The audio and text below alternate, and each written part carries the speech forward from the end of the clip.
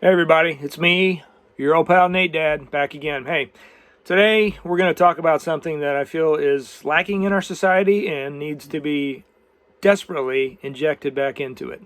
And that is open communication when questions arise. Let's talk about it.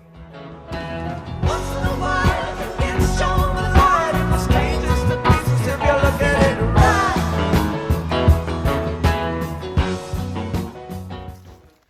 It occurred to me the other night at the end of a 2-hour campfire conversation with myself and 5 others that we seem to have lost the ability to collectively talk about questions and work through to the answers. I don't know when it happened and I can't tell you why, but somewhere along the line, we stopped sitting together and talking about things. As a child, every one of us was filled with questions about everything. What makes the sky blue? Why do leaves fall in the winter? And how is frost formed? As we grow up, we are in constant pursuit of knowledge. To better understand the world around us is to be better equipped to navigate life and the everyday obstacles we face. As we age, the questions naturally get a little harder. How can I tell if that's a poisonous snake? Why are there so many different kinds of birds? And why is it that every night the moon looks different? The questions keep coming because we have a genuine desire to understand life and the world around us. We ask questions to know and understand why things work, how they work, and why at some point they change or stop working altogether. We learn as we grow that sometimes it is the question that follows the question that really sheds light on the entire subject. The older we get, the harder the questions become. In most of the world, there are options for education. That is, a place to go to get questions answered. Not all questions, and not every answer, but those that are more universal and certainly applicable to navigating life in a world with fellow human beings. We are to be taught how to be a useful and functioning member in a society greater than just oneself. Why does 2 plus 2 only equal 4? How is it that the sun always comes up in the east? What makes it possible for man to achieve flight? How did the Second Great War come to an end? What is the Constitution and why is it important? So far, so good. Questions arise and answers are sought and given. Information is passed down and the seeds of knowledge to handle situations that have yet to arrive has been planted. We rely on the education system for many answers to questions to help navigate life. Again, to be a functioning member of a society bigger than oneself and their family, bigger than neighborhoods, cities, states, and even nations. The goal of the education system is to equip you to go out into the world and make it better for the whole, to contribute in a beneficial way.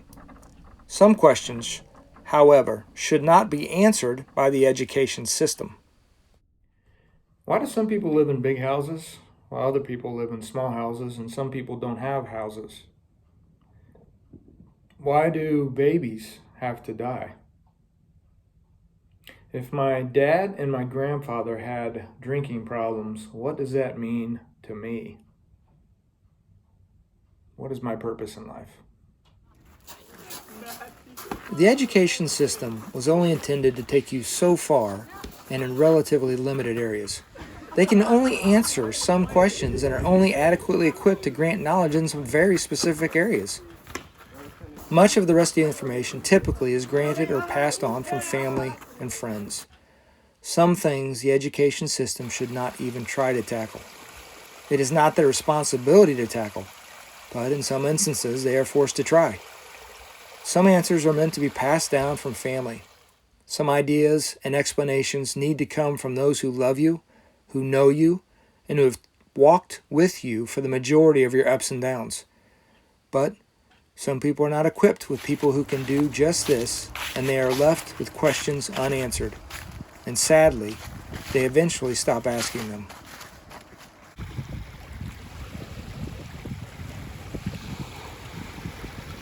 Critical thinking dies inside of them, and they look for distractions to keep the questions quiet, with no one safe to give them answers.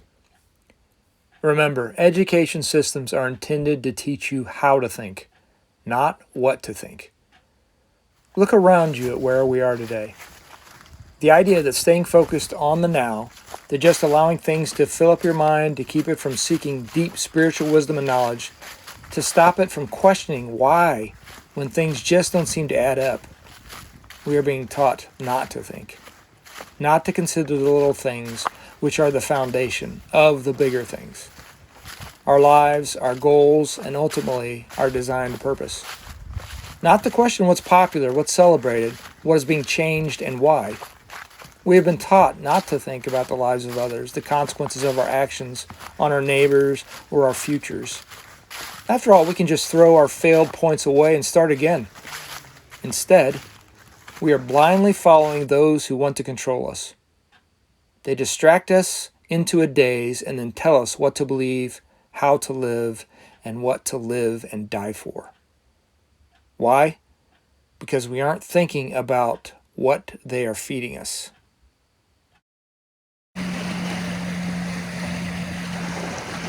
Here's the thing I found to be true though.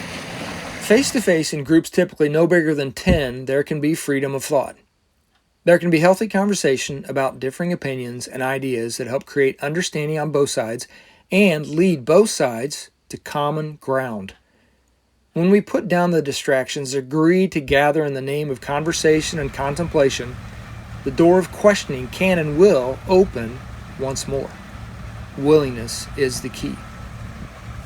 Personally, I like and find that sitting around fires creates the perfect opportunity, where you are not caged by a screen, yet still have something to focus on, so that the possible discomfort of constant eye-to-eye deep conversation has an acceptable alternative. It is freeing, and it allows ease and comfort between those who would talk and those who for now can only listen. The reality of it is, we were created for serious and deep conversation. Generations before us grew up at the feet of adults doing just that, wrestling with life's bigger questions. They learned how to listen to hear. They observed what peaceful disagreement and talking through differences looked like. At dinner tables and on porches all over this country, men and women shared their hearts and opened their souls in the hopes of learning more. The thing is, you have to be able to trust in those people you're sitting with in order to dive into the uncharted waters of the spirit and soul. And you have to have someone at that circle who can and will open that door first. Someone who starts asking questions. Is there really such a thing as absolute truth? If God really exists, how can I know him? Is cheating to win wrong if you don't get caught? Who determines what is morally right? Why are man and woman so different? Why would politicians not be honest? If a single cell is life on Mars, how is it not life on Earth? Do yourself a favor now and find people that are worthy of hearing your heart and soul questions, and make time to have conversations.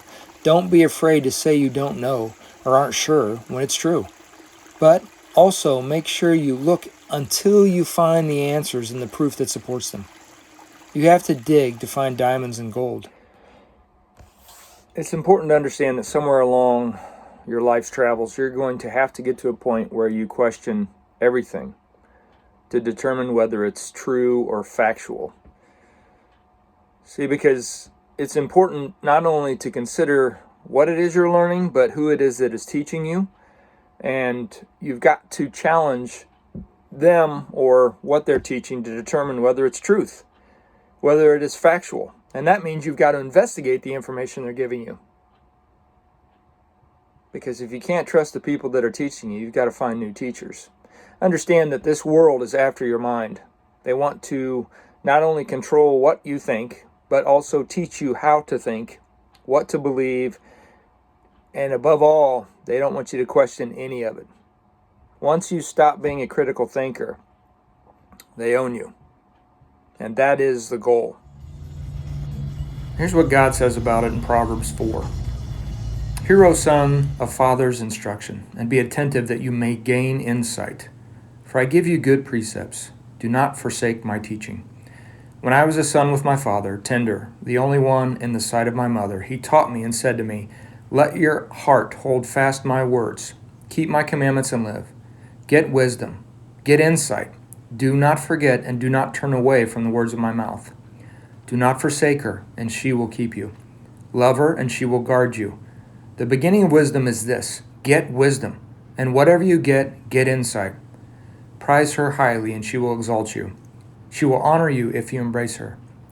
She will place on your head a graceful garland. She will bestow on you a beautiful crown. Friends, the takeaway is this. At some point in all of our lives, well, in some point in most people's lives, there's been some dark occurrence. Something happened, typically through someone that we trusted, someone that we loved, that was wrong. And in that instance, our perception of reality, our perception of innocence and truth was altered. It was skewed. And from that moment on, we viewed right and wrong differently. We viewed what is normal in a sick way. And a lot of our lives were based on that fork in the road. And then from that fork, we possibly made further decisions that ended up damaging us and creating darkness into our lives. It is your responsibility to go back, dig through that dirt and dig through that muck. Look at what is your fault and look at what are other people's faults. Take care of your side of the street, and those people that have done damage to you, learn to forgive them and learn to release them. The reality of it is that we are all broken people. We are all individuals who find ourselves at different times in our lives in hard situations, and we make bad decisions because we don't know. And sometimes that pours into other people around us that we do love and we do care about, but we fail them. There's only one perfect individual who's ever walked the face of this earth, and he died for us. Now, I want you to understand that you've got to work on yourself. You've got to learn to question everything. But then you've got to find people that you can talk to sort out what is right and what is wrong, and then make adjustments in your life accordingly. It's the only way that you can grow mentally, spiritually, and emotionally to become a useful and whole member. You are part of a greater picture, and I encourage you to learn to think critically about everything in your life. God bless you guys. I know it's a toughie. Thank you for muddling through this whole thing. Comment if you got something to say. Like, share, whatever you want to do. God bless. Tough times. 2020.